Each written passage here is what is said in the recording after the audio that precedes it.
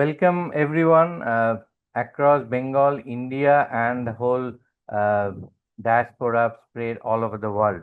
Today we have with us Mr. Salil Panigrahi, who is the co-founder and group managing director of Atmosphere Core Group. Thank you so much, sir, for joining.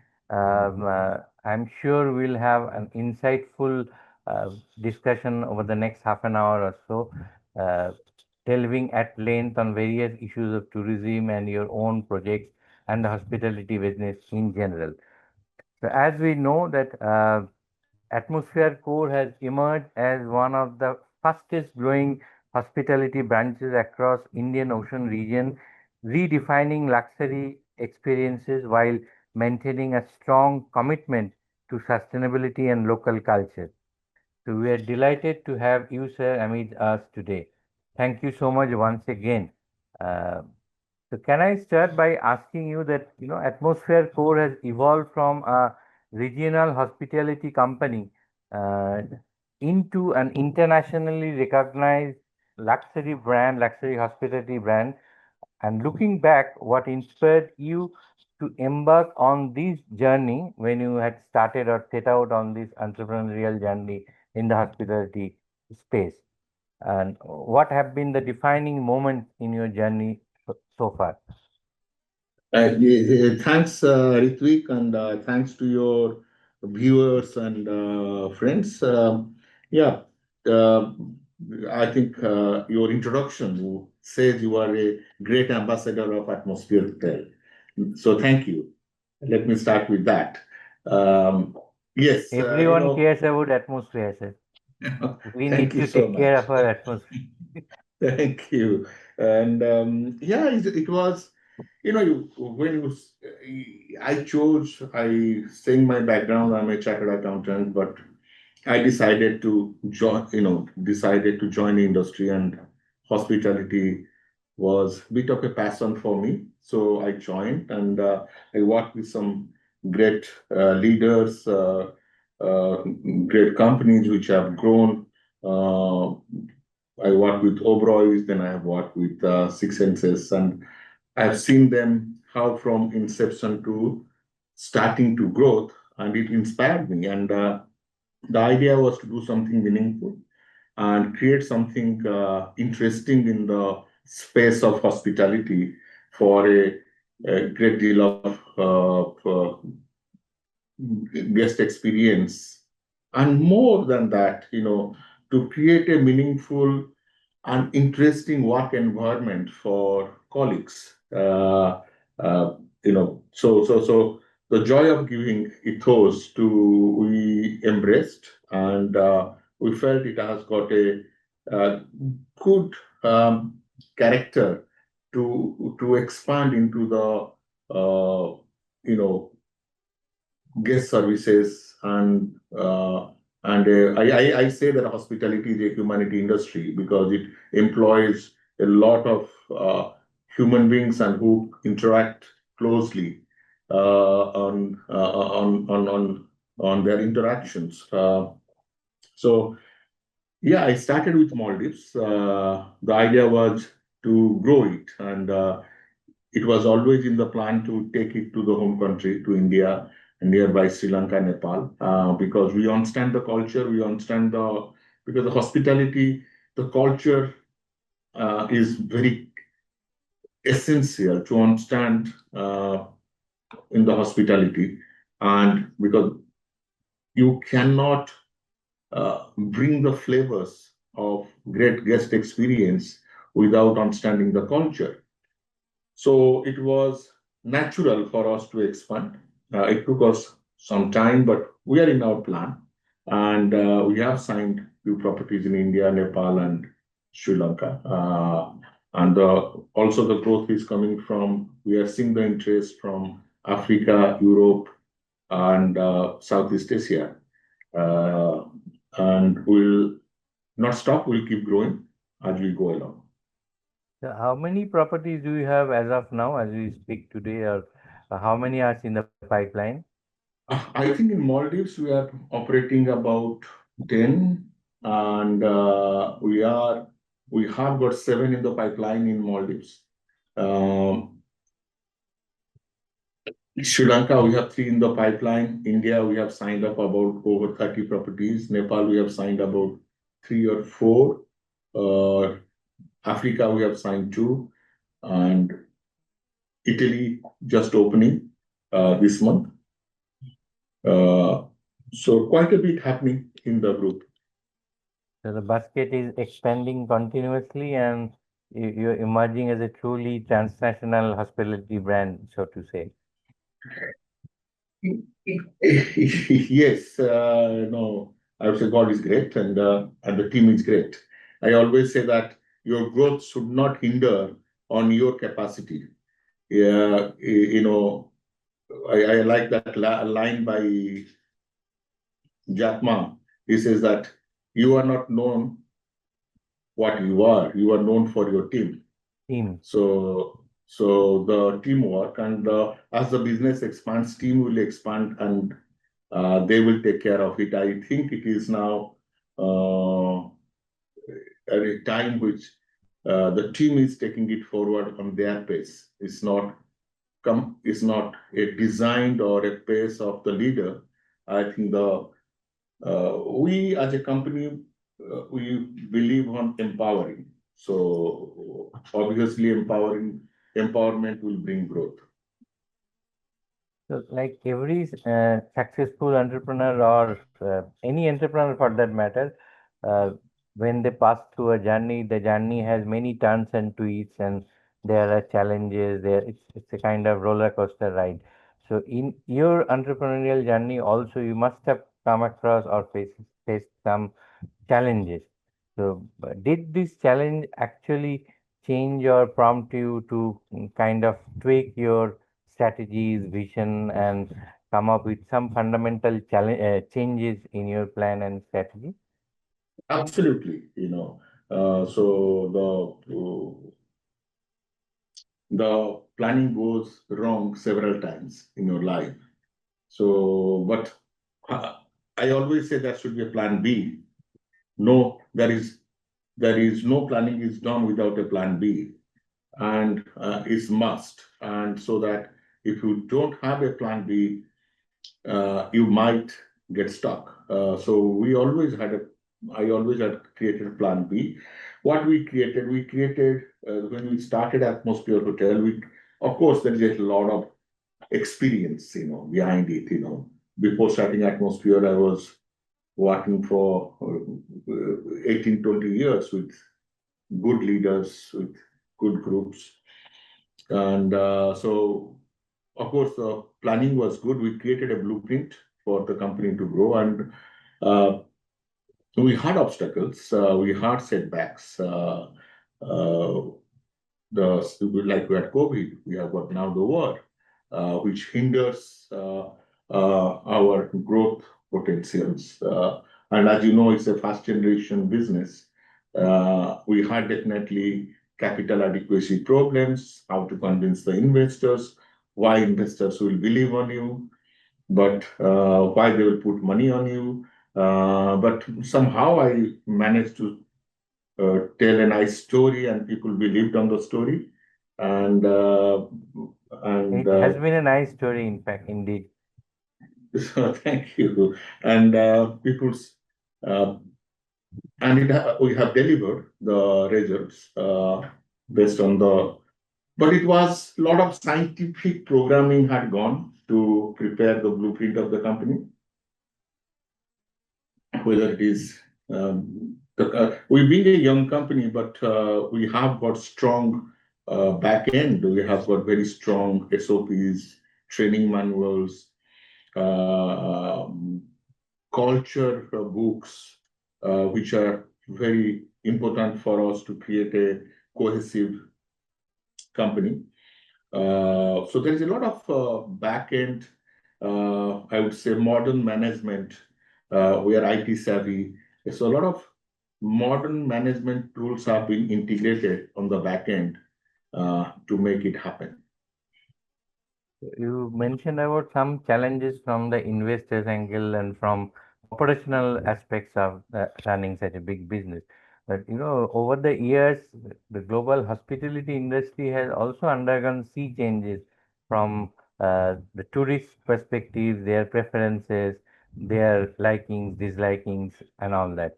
So that also, or did that also prompt you to change yourself or kind of tweak your vision and strategies little bit here and there? Absolutely. I say that our biggest teacher is our customers. They teach us. You see, it's like a debug is a process in the they call it. So more we I actually very thankful when a guest comments or give some constructive or negative comments. Both I take it as a comment. I don't take opinions as a constructive approach, but comments are always a constructive approach, whether it is positive or negative. So the negative comments are actually your powerhouse to understand what market needs, what guest needs, and how to tweak your adjustment so that you go that extra mile. And this has been our learning curve for 10 years. You know, understanding guest behavior is the key to deliver a meaningful experience. And that you learn more as your bucket size of guest increases, nationality increases, ethnicity increases. So you understand the nuance of uh, each type of guest, and you actually get wiser. And that's what we are doing, and we are using it for progress. Uh, that has been the practice ever since you have started your journey. So Absolutely. many people who have experienced or enjoyed the hospitality at any of your properties, uh, they say that, I mean, I was just going through some of the comments that it's a kind of experimental tourism what you are pursuing rather than a conventional form or format. So, kind of you are one of the pioneers of this experimental hospitality or tourism. So, did you deliberately do it, or it just happened, or what kind of experimentation do you normally do to make it more relevant, more contemporary, and more attractive? I keep on saying this. We all love guests. You know, you love guests. I love guests. Everybody love guests. You know, without guest, your life is not very nice. The guest, uh, uh, they are friends. They may be short stay. During that short stay, they are friends of yours. And without friend, what is life? And as soon as you take that approach in life, and everybody wants to treat their friends very well. Everybody likes to buy gifts for their friends. Everybody likes to give good food to their friends. Everybody wants to talk to their friends, and but you should have the means to do it. You should have the means to buy gift for them. You should have the means to feed them. You should have the means to speak to them. Uh, and if just imagine those means comes effortlessly, and that's what we do on the back end. So our colleagues are empowered to entertain their friends and guests without thinking about the back end. The back end is taken care, so they can decide what they want to do, how to engage with the guests, how to make their stay more beautiful, how to give them a nice food. Yeah. All that has been taken care. So they are empowered to deliver that to the guest effortlessly. So yeah, it's a seamless integration. So they can make necessary changes as and when it is required as per the Absolutely. guest requirement. That flexibility is given to them. Absolutely. So now, over this period of time, you have actually branched out to many countries, many continents, where the cultures are different, languages are different, preferences are different.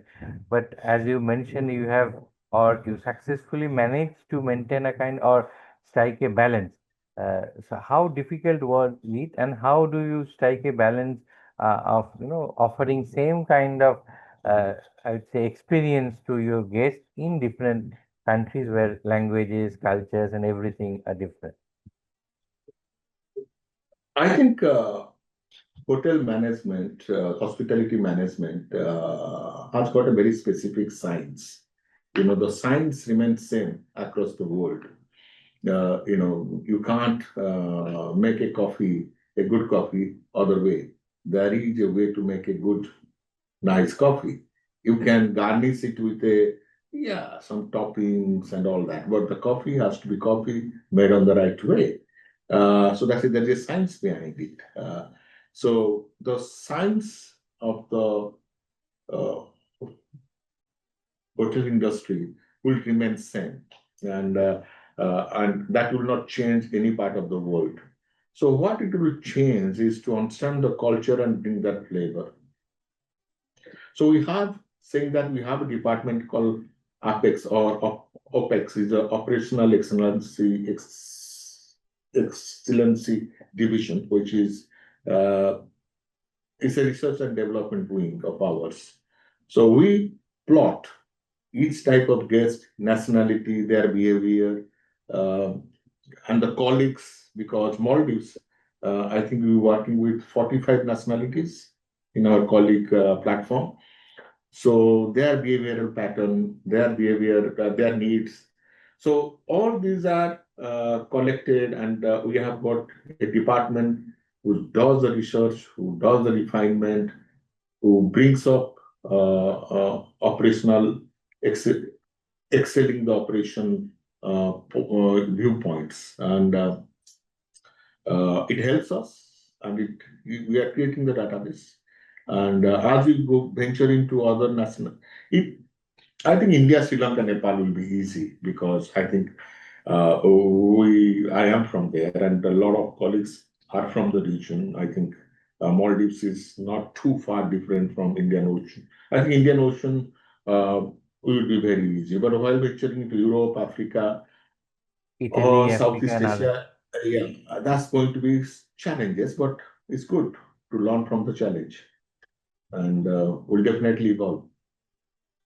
So this R&D department is, I may call them, so they continuously or relentlessly work on the guest feedback and how to bring in these changes, or with a dash of Absolutely, ethnicity, culture, and all that. So absolutely. now, talking about the global tourism industry in general, the sustainability is no longer a buzzword now. It's part of the tourism industry, or you have to Sorry, be sorry. If you could repeat, I could. Sustainability is no longer a buzzword in Yeah, global tourism yeah, yeah, industry. yeah. It's kind of, it has to be embedded within your whole kind of experimentation or principles and operations. So, is there a conflict between sustainability and luxury tourism, or what would be your take on this? Can you strike a balance between sustainability and luxury tourism? I fully agree to you, and got you. I say that uh, taking care of your environment is not your job; it's your duty. So it's must. So And your name also so suggests, because it's atmosphere core. yes. You have to So take we care of take the it. atmosphere. We would be one of the largest solar producer and garbage recycling units in the Maldives, but we don't market it. We don't sell it because it's not to sell. It's our duty. It's our responsibility to take care of our environment. So I think sustainability comes on a lot of ways. Is it just the sustainability of flora and fauna? What about the sustainability of ethos? What is the sustainability of human beings? What is the sustainability of your human resource? The sustainability of culture, sustainability, because without of that, things will not exist because culture is so important for part of our industry. So if we don't work on the cultural sustainability, it's going to die, So we will lose experiences in the world. So that's why we have got Atmosphere Foundation, which is an NGO organization. We work on, last year we did some close to few 100,000 bamboo plantations all over Maldives to create carbon sink. And we educated people across the islands to create carbon sinks by planting bamboos. And it's a nice plant. It gives more oxygen, which brings longevity to people, pures the air. Like that, we have a lot of other efforts to we do community programs, cultural research programs. We just did, the sustainability. We started creating, sponsoring students for school pass outs to learn and become dive masters, because the Maldives coral environment needs divers to maintain them, to understand them, the what's happening under the sea. I think the first batch of 12 students are out, and it will be a continuous program. It's like a 9 months program. So we'll be expanding that portfolio. Employability is another sustainability. So we are on constant effort to train people on the communities to become employable, to become what do you call yeah, employable, so that the societies are sustained. So sustainability is a much bigger bracket for hospitality, I would say. So wherever you go, you'll replicate the same model. Absolutely. Giving back to the community is the biggest return you can get. I say there's a lot of people have told, not one guy, but I also of the same school of thought, uh, which is called giving is the new money. Yeah, I say that Yeah. lot of philosophers have told, and I believe on that, which is called giving is the new money. So, which creates more sustainability of the society. Like sustainability, other things which have come into being very much is the adoption of technology, artificial intelligence, data analytics, digital technology. So I have seen it in my own eyes when I visited and stayed in one of your properties in Maldives, that you are doing a lot of activities towards sustainability, and at the same time this digital adoption. So if you could throw some light on these, what exactly you are doing in terms of digital or technology adoption, particularly AI, data analytics, digital technology, and all that. Sure. Thank you. I think the when I started my career, I used to the best digital thing I've seen is called a calculator made by Casio. That's the biggest digital Right. equipment I had seen in my life at the start of my career. And we have to maintain the audit books and all that, account record or manual. Then the computer came. I think digitization is part of the process of. These are all, I say that they are enablers. They are enablers. So they are enabling the task to be performed in a more precise and precision manner with a timely executions. Of course, behind these all digital evolutions, there are human brains who are structuring them. So it's basically making the same job or more efficient and more precise, and precision is coming in. It's nothing. Digital world is not doing something which human beings were unable to do, or they have done something uh, novel. What the novelty they have brought in is working on the algorithms and and connecting complicated algorithms to make a, a seamless, which would have taken you 20 people to do it. It just does it seamlessly, less effort and with less cost. So it is must to adopt, and we are adopting. We are technologically, we are pretty. advance as a group. Today's world is the sales tool, the distribution system. Our distribution system as digitized as like any other international brands. We are much into the in the marketing on the social platforms. Uh, but in this industry, it's being a human industry. Human, I say it is a true industry of humanity. Uh, you cannot take away that human to human connection. You can't get robots to solve that waste.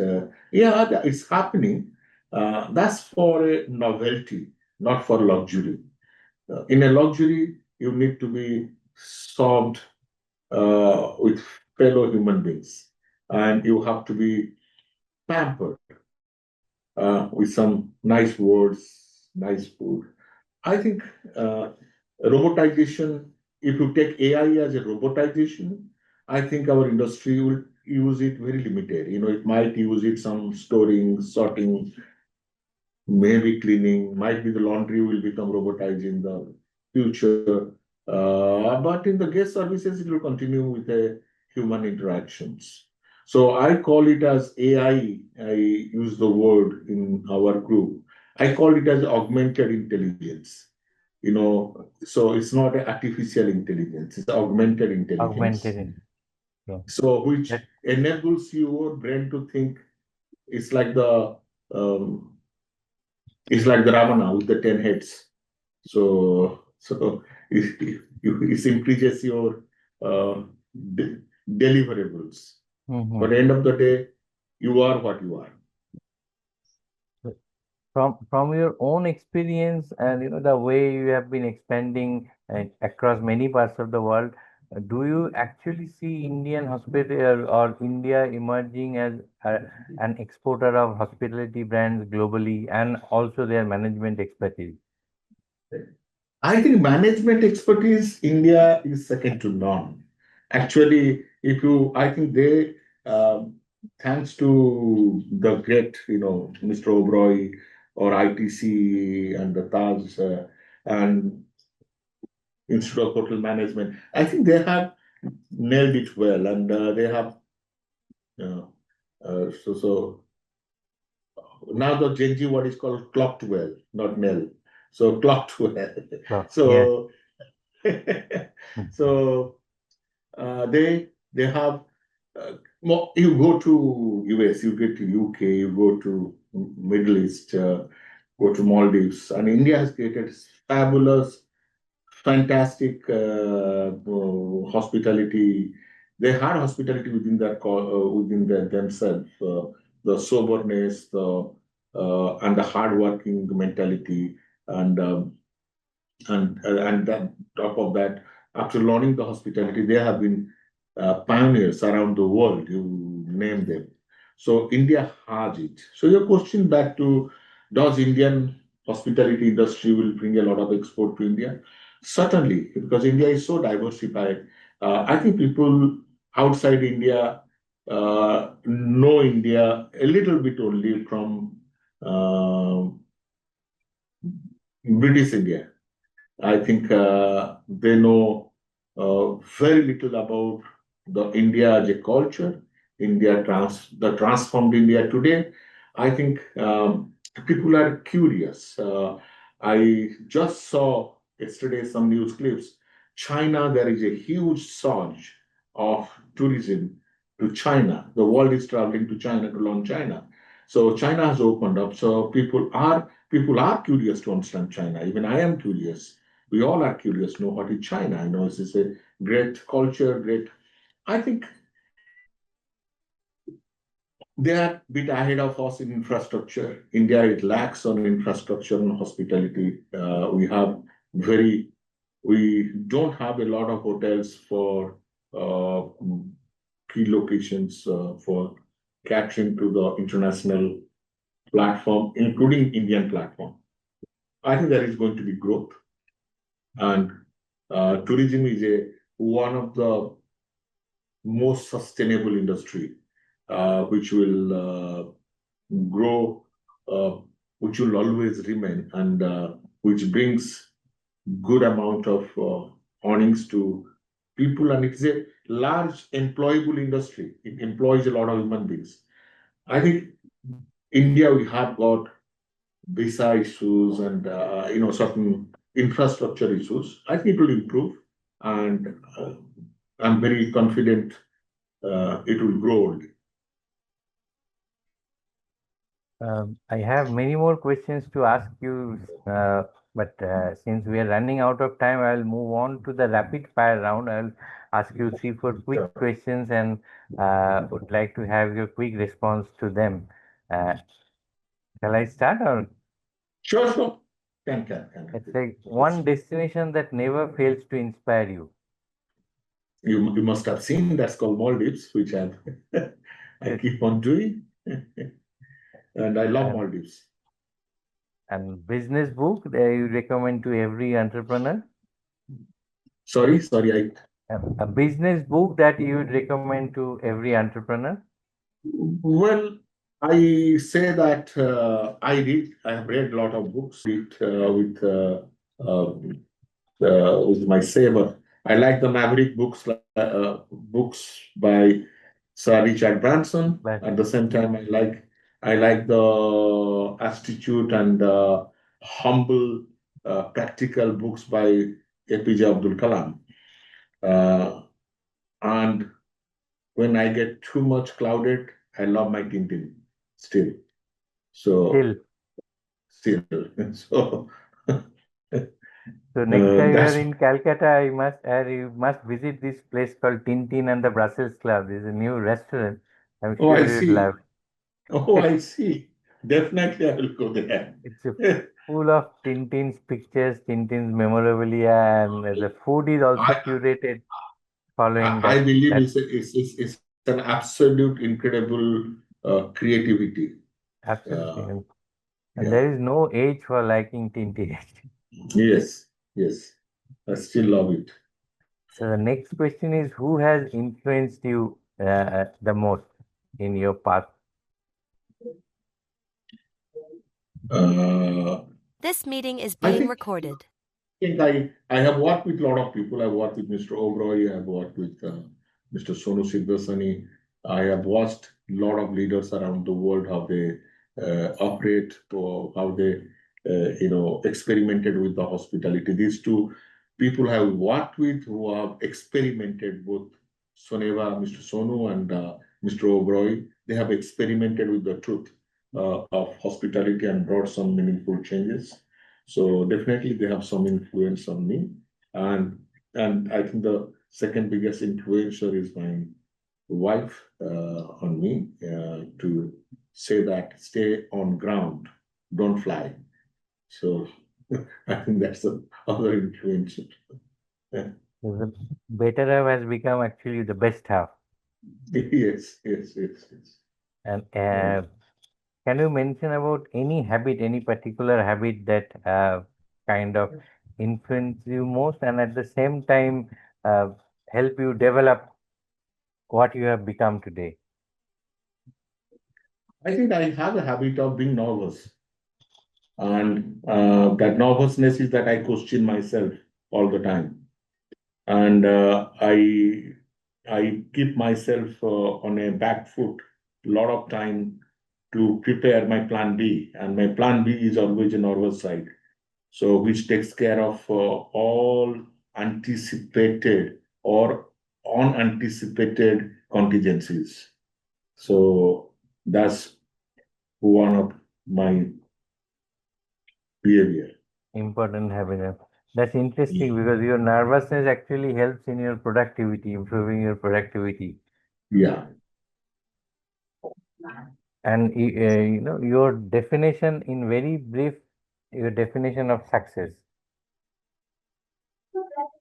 Well, I think success as money, wealth, yes, those people, I think in a mere term, they term it as success. But I believe the success is creating something meaningful, which you have got endurance, which you will be helping the society in a greater need, and which has got a self-sustaining path. That's success. And second success is I say how many people we have created as entrepreneur rather than creating managers. I believe on creating entrepreneurs and not mere managers. Mm. So that will actually have a long-term multiplier effect. Absolutely. And since we have little more time left, I can ask you, or I'm tempted to ask you two or three more questions. The first being, what would be your growth priorities going forward for Atmosphere Core Group? I think any company which has sustained and survived 10 years is called a decade-old company. You must have, we always say that it's a decade-old company. A decade is a good parameter to measure a company's sustenance and growth. So I say in 3 years, you become known. In 10 years, you get established. So we are established brand and hotel company now. I think the growth will decide uh, what will be the market gap.